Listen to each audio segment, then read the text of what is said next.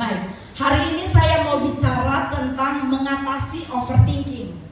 Kita ini manusia cenderung memikirkan hal yang belum terjadi, ya. Karena tubuh kita selalu ketakutan kalau sesuatu yang terjadi di depan itu nggak bagus, nggak enak bagi daging kita. Jadi selalu ada getaran di dalam diri ini yang membuat kita selalu berjaga-jaga. Nah, belum terjadi kita akan memikirkan dampak negatif, walaupun belum jadi, ya. Besok baru hari hanya, tapi hari ini yakin pasti udah nggak bisa tidur, ya kan? Besok kita mau bepergian ke kota A, saya yakin mulai malam ini udah nggak bisa tidur, benar. Takut terlambat pesawat, ya, takut terlambat bangun, ya kan? Takut ketinggalan, takut segala macam, ya. Ini overthinking. Ya. Jadi semua manusia, semua kita memang diberikan sama Tuhan anugerah pikiran, ya. Jiwa. Jadi manusia tubuh, jiwa dan roh. Roh yang Tuhan kasih itu rohnya sendiri, ya. Dan ketika kita beribadah, ini kita sedang membangun roh kita, nyambung dengan rohnya Tuhan, ya. Tetapi ketika bicara tentang jiwa, ini berbicara tentang intelligence, tentang pemikiran seseorang, dicampur dengan emosinya, ya, ditambah dengan sedikit dari karakternya, semua menjadi satu. Jadi Tuhan suka bicara di bagian roh, Tuhan bekerja di roh, tapi biasanya banyak sekali iblis bekerja di jiwa. Jadi iblis itu bekerjanya hanya kasih benih satu kecil di jiwa, di pikiran kita. Dan ketika kita menghidupkan benih yang iblis tanamkan, ini yang bisa gawat, ya, lama-lama bisa overthinking dalam segala hal. Orang-orang yang overthinking dia akan cenderung untuk melakukan hal-hal yang negatif. Contoh kecil, ketika sebenarnya biasa aja, tapi ketika saya lihat Bang Marlin misalnya, contoh ya Bang, jangan marah ya, ini cuma contoh loh. Ya, Abang, deal. Oke. Saya lihat Abang misalnya, saya nggak tahu Abang ini lagi buru-buru, lagi kebelet, lagi pusing misalnya, lagi vertigo misalnya, contoh Bang, ya, lagi vertigo misalnya, dan saya nggak ngeh.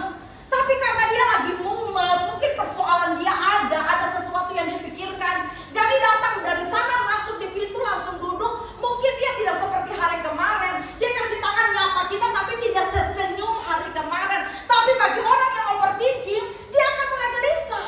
Dia akan mulai berpikir sesuatu yang negatif. Dan dia akan mulai tanya, Siti, lu disenyumin gak sama Bang Mari? Hah? Lalu Siti langsung minta, enggak, hari ini juga dia gak senyum sama saya. Kenapa ya? Kita mulai mikir, kenapa ya? Lagi marah apa dia? Lagi mikir apa dia? Kalau ini dihidupkan bisa bahaya. Segala sesuatu yang berjalan sesuai dengan porsinya itu adalah baik. Tapi semua yang berlebihan selalu tidak baik. Jadi berpikir dengan penuh hikmat, dengan bijaksana. Tuhan kasih kita akal, pikiran, akal budi, supaya kita memikirkan segala sesuatu, lalu kita mengambil keputusan dalam hidup, dan itu membawa kita di hal-hal yang benar sesuai dengan rencana Tuhan. Tetapi bisa saja ketika pemikiran ini dibuahi oleh kehendak iblis, kita memikirkan terlalu jauh di luar, bahkan itu belum terjadi.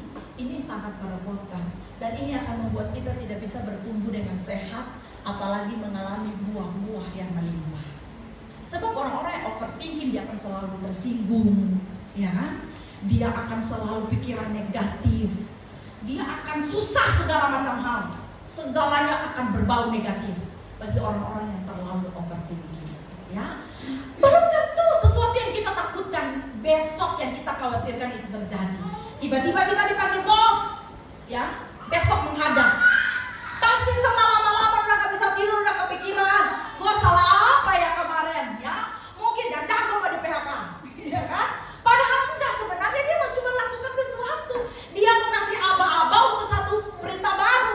Dia mau katakan sesuatu, atau mungkin dia mau kasih hadiah, atau mungkin dia mau kasih bonus, mau kasih reward. Tapi semalam-malam kita udah kepikiran, mungkin saya ada salah di lubang ini, mungkin saya jatuh di sini. Oh, kemarin mungkin saya salah ngomong di bagian ini.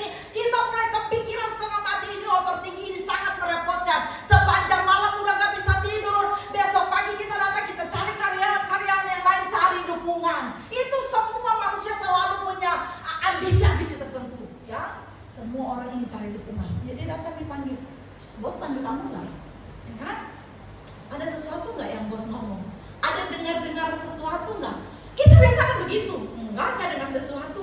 Loh kok semua orang nggak dipanggil gua aja yang dipanggil sendiri. Nah, kalau dihidupkan terus menerus, sumpah bisa vertigo sebelum ketemu bos. Ya kan? Udah mulai ancang-ancang segala macam. Padahal waktu ketemu nggak begitu keadaannya. Ya, jadi setujukah dengan saya overthinking ini merepotkan? Ya, melelahkan, membuat kita sulit untuk berkembang. Jadi mari kita sama-sama belajar mengatasinya supaya kita bisa memenuhi rencana Tuhan yang dahsyat. Amin. Ya, kalau saudara antusias saya cepat saja. Bagaimana cara supaya mengatasi overthinking? Poin pertama, menyerahkan kekhawatiran. Ya, jadi overthinking itu kan kita memikirkan sesuatu yang berlebihan sampai kita takut. Saudara tahu firman Tuhan bilang apa yang kamu takutkan justru itu yang menimpa kamu. Apa yang kamu cemaskan itu yang mendatangi kamu. Ya, ketika kita mulai berpikir untuk takut, ketika kita mulai memikirkan sesuatu sampai itu masuk di alam bawah sadar kita sampai kita nggak bisa tidur. Pokoknya pikiran kita setiap hari ke situ, setiap hari pikirnya nggak ada uang. Besok bagaimana jatuh tempo, tapi sampai hari ini kok belum ada uang. Lalu setiap jam kita pikirkan itu, segala alam bawah sadar kita akan terus-terusan. Kita hatinya ingin bersukacita, tapi alam bawah sadar gelisah, dia akan terus ngomong, kamu nggak bisa sukacita, kamu nggak ada uang. Dompet kamu kosong, gimana kamu sukacita? Ya, kamu sakit, kamu nggak bisa. Alam bawah sadar akan selalu menampilkan hal-hal yang kalau kita pikirkan itu terus-menerus, alam bawah sadar akan nge-setting dalam tubuh kita bahwa itu sesuatu yang penting. Memang itulah adanya kita. Maka apa yang kita takutkan benar-benar itu akan terjadi. Itu akan menimpa.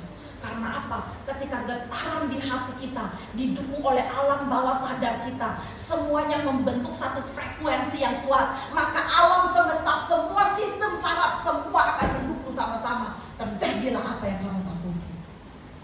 Oleh sebab itu poin pertama, bagaimana cara supaya kita bisa menghilangkannya? Pertama, serahkanlah khawatirmu pada Tuhan. Yang setuju katakan amin. Amin. Ya kan? Tadi kita sudah baca. Serahkanlah segala khawatirmu. Kita orang percaya suka doa. Kita datang, kita berdoa, Tuhan di altarnya. Kita bawa pergumulan. Tuhan, benar-benar saya sedang menderita di bagian ini. Tuhan, saya kehilangan, saya takut, saya terpukul dengan kejadian-kejadian yang menimpa saya. Tuhan, benar-benar saya memikirkan sampai setengah mati. Tapi hari ini di altarmu ku bawa semuanya. Waktu menyembah, pokoknya kita habis-habisan dengan Tuhan kita all out. Tapi dengar, rata-rata terjadi pada kehidupan manusia. Waktu doa sudah mantap, air mata sudah keluar, air ingus mengalir, pokoknya semua air sudah keluar.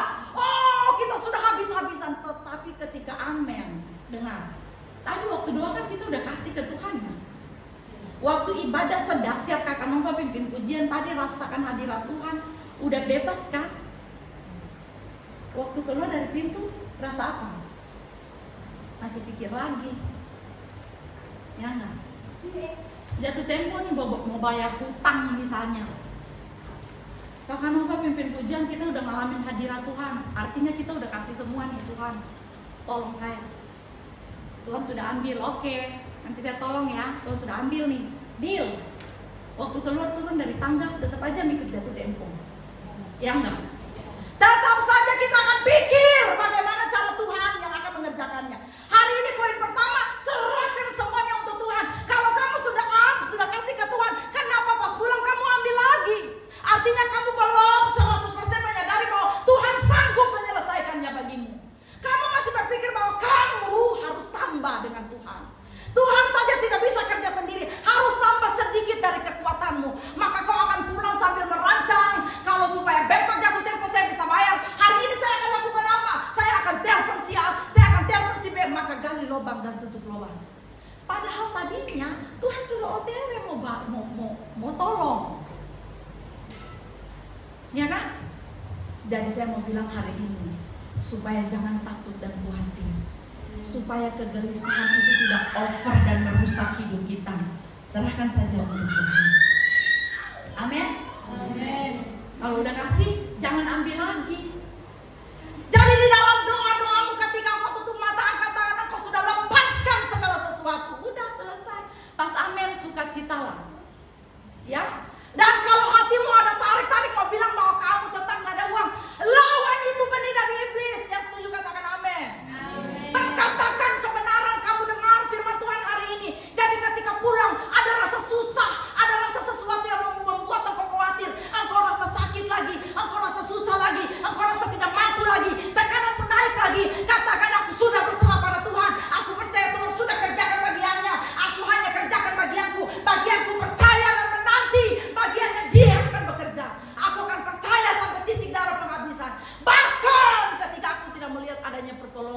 aku tetap tahu Dia akan menolong. Iman yang sempurna untuk hari-hari ini adalah percaya Tuhan tolong atau tidak tolong, aku tetap percaya. Ya, meskipun duri dalam daging, aku sedih ya. Ku tetap memilih untuk percaya dan mengucap syukur. Katakan berkali-kali. Berkali-kali Kau menolong, berkali-kali Kau kuatkan, dalam lembah gelap Engkau ada, Engkau setia. Katakan berkali-kali, ayo kuatkan imanmu. Berkali-kali Kau menolong, berkali-kali Kau kuatkan, dalam rasa takut Engkau ada, Engkau setia. Kemarin Dia udah tolong, hari ini pasti Dia tolong. Amin. Dan sampai selama-lamanya. Amin. Manusia memikirkan pertolongan dan jalan keluar selalu terbatas. Pasti kita mikirin cuma hari ini dan besok. Tapi Tuhan pikir dari kau lahir sampai kau pulang ke panggilannya, semua beres. Amin. Lalu apa lagi yang mau kita pikirkan berlebihan sampai membuat kita takut? Oleh sebab itu firman Tuhan berkali-kali di dalam Alkitab ada 365 kali Tuhan bilang jangan takut, jangan khawatir, jangan kecut, jangan taruh hati, jangan gelisah, dan jangan apapun yang membuat engkau meragukan pembelaan Tuhan. Jadi poin pertama, supaya jangan overthinking, kita harus menyerahkan kekhawatiran kita. 1 Petrus 5 ayat 7, serahkanlah segala kekhawatiranmu kepadanya, sebab Ia yang memelihara kamu. Dan Filipi 4 ayat 6 sampai 7, janganlah hendaknya kamu khawatir tentang apapun juga, tetapi nyatakanlah dalam segala hal keinginanmu kepada Allah dalam doa dan permohonan dengan ucapan syukur. Habis itu saja. Ya, jangan takut terhadap apa. Coba tutup mata 2 menit. Apa yang sedang kau takuti hari-hari ini? Entah masa depan yang sepertinya tidak ada titik terang, ataupun kesehatanmu, ataupun keluargamu, ataupun pekerjaanmu, ataupun usahamu, atau apapun itu. Saudara, hari ini serahkan semuanya untuk Tuhan 100%. Kalau kau berserah di kaki Tuhan, jangan ingat-ingat lagi. Ketika engkau sudah serahkan, firman Tuhan hari ini berkata, Dia yang akan memelihara engkau. Mari sama-sama katakan, Tuhan pelihara aku. Tuhan pelihara aku. Dengan iman sekali lagi, Tuhan pelihara aku. Tuhan pelihara aku. Lebih yakin, Tuhan pelihara aku. Tuhan pelihara aku. Yes, Tuhan pelihara. Amin. Saudara Amin. tangkap maksud Tuhan? Oke. Yang kedua, bagaimana caranya supaya nggak usah terlalu overthinking, supaya hidup ini bisa nyaman, tidur bisa pulas. Yang kedua, andalkan firman Tuhan. Kebenaran adalah hal yang menenteramkan pikiran. Besarlah kesejahteraan orang-orang yang mencintai Taurat. Saya mau kasih bahasa simpelnya kayak gini. Masalah apapun yang kau hadapi, tapi kalau kau rasa kau benar di masalah itu, pasti aman. Ya kan? Menghadapi hujatan, tekanan, omelan, dan apapun, tapi kalau kau tahu kau di posisi benar, kau tenang. Ya kan? Kan benar. Siapa yang mau macam-macam? Kan saya benar posisinya. Memang sekarang kita hidup di dunia yang keadil, ya, yang benar kadang tidak dapat sesuai yang harusnya porsinya, ya. Tapi biasanya manusia kalau dia ada di posisi yang benar, dia akan ada kedamaian dalam hati. Pokoknya persetan dan apapun yang terjadi, asalkan saya benar, pasti aman.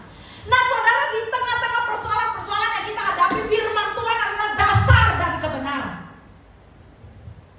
Dia yang membenarkan keadaan kita, Dia yang membenarkan kondisi kita. Oleh sebab itu ketika kita hidup di dalam kebenaran,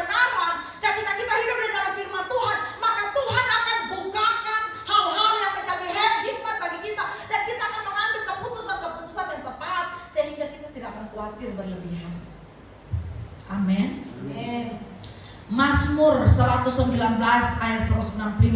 Besarlah ketentraman pada orang-orang yang mencintai Tauratmu. Tidak ada batu sandungan bagi mereka. Jadi gak usah pikir macam-macam, gak ada batu sandungan. Kan kita selalu takut jadi batu sandungan.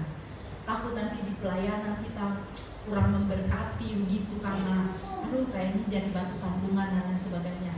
Kalau kau hidup dalam firman, hidupmu bukan batu sandungan. Mungkin kau merasa kau biasa-biasa saja, kau masih muda, cuma biasa saja, melayani juga cuma biasa. Tapi kalau kau menjalani firman Tuhan, saya percaya hidupmu jadi berkat. Orang-orang yang melihat mereka juga pasti akan diberkati. Yang setuju katakan amin. Jadi saudara, penuhilah pikiran kita dengan firman Tuhan.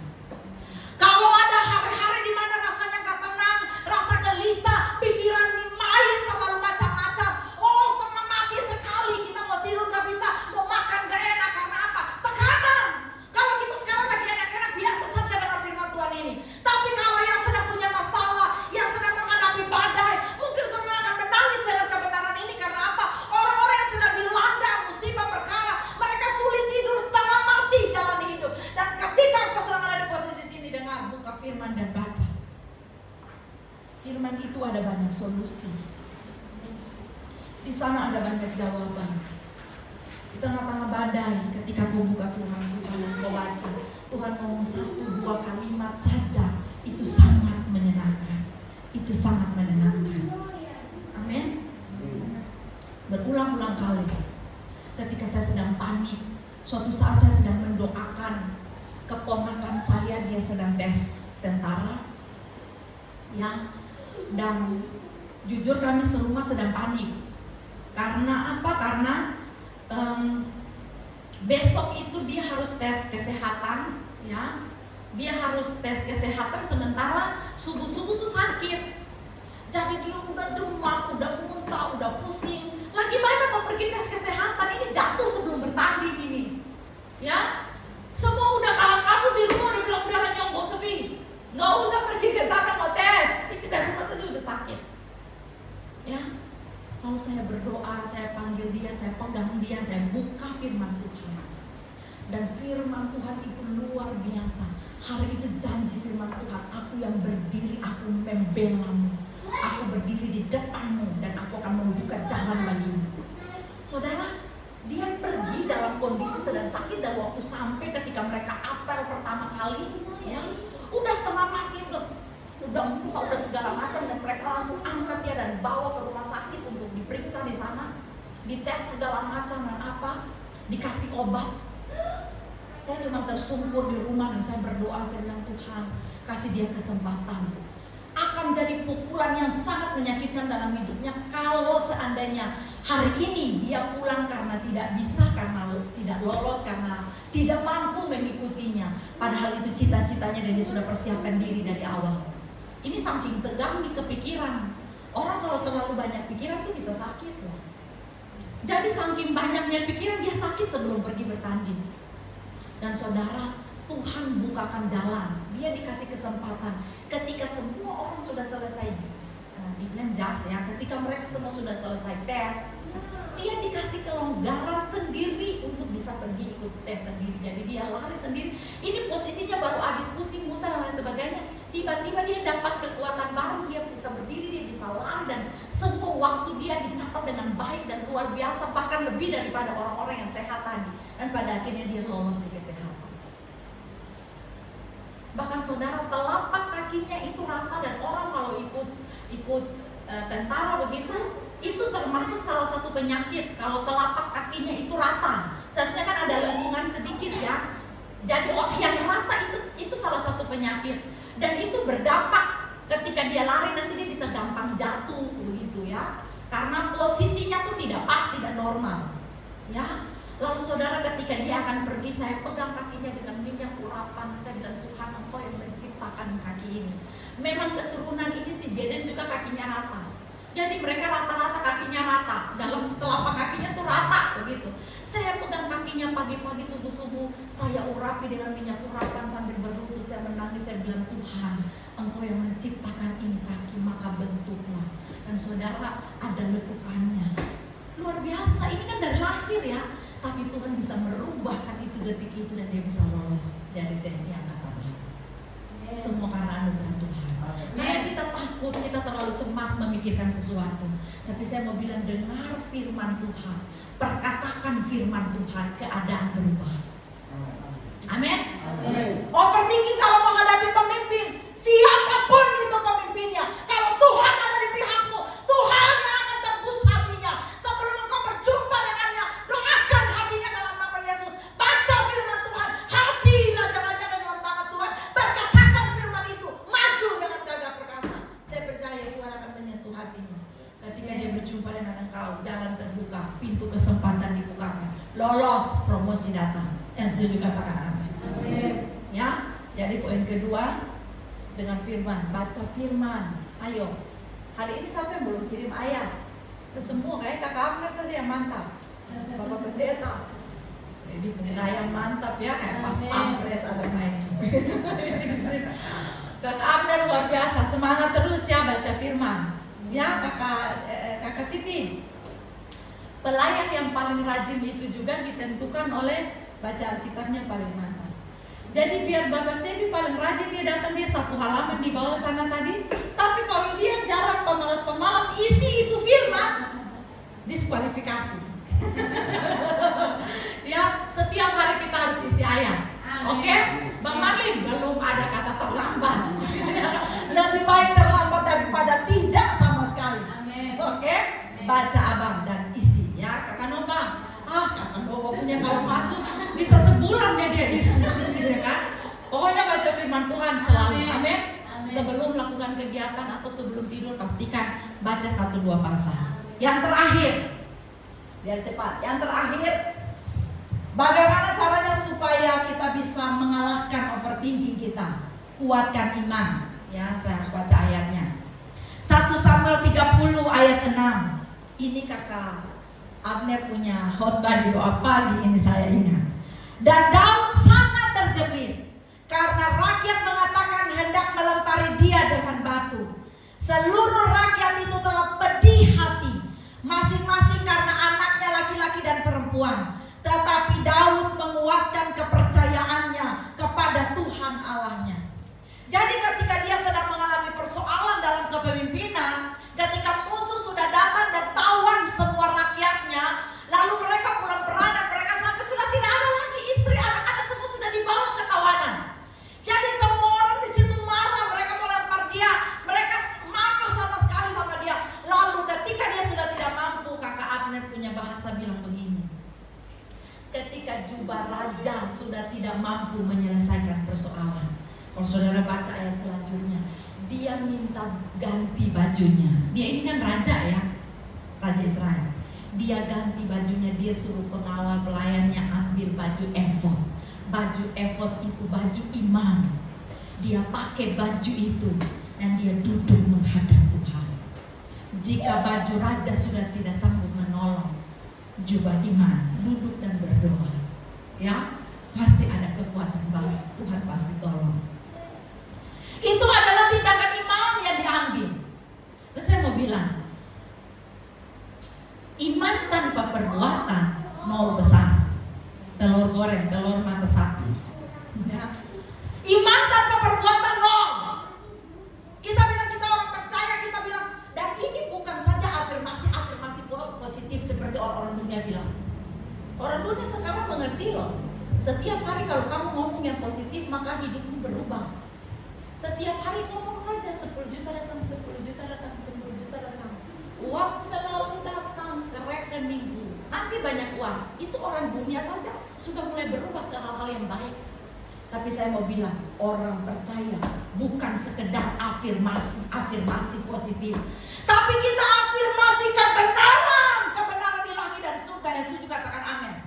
Orang dunia mereka berkata yang positif supaya memompa mereka untuk kerja, dan semuanya itu berasal dari diri sendiri. Mereka pikir mereka diberkati dengan mengandalkan kekuatan dagingnya. Dia bekerja supaya dia diberkati. Kita juga bekerja supaya diberkati. Tapi berkat kita bukan datang dari pekerjaan kita. Yang setuju katakan amin. Berkat kita datang dari Tuhan yang memberikan kita kehidupan.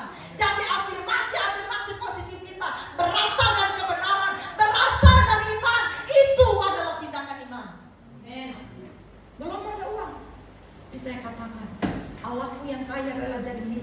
aku kaya di dalam Dia. Aku kaya dalam berbagai-bagai kebajikan, kebaikan. Tuhan akan memberkati aku untuk menjadi berkat bagi banyak orang. Katakan, dasarnya apa? Jelas firman Tuhan. Kenapa itu terjadi? Karena yang kau ucap adalah firman Tuhan. Firman Tuhan yang keluar dari mulutmu tidak pernah kembali dengan sia-sia. Amin. Kalau ngomong sesuatu hanya modal percaya diri saja bisa jadi. Apalagi ngomong modal percaya diri ditambah itu dasarnya kebenaran, pasti akan terjadi. Amin. Kuatkan iman. Orang yang imannya lemah, overthinking setiap hari, pikiran negatif terus, pikir yang macam-macam, sedikit-sedikit tersinggung, sedikit-sedikit marah.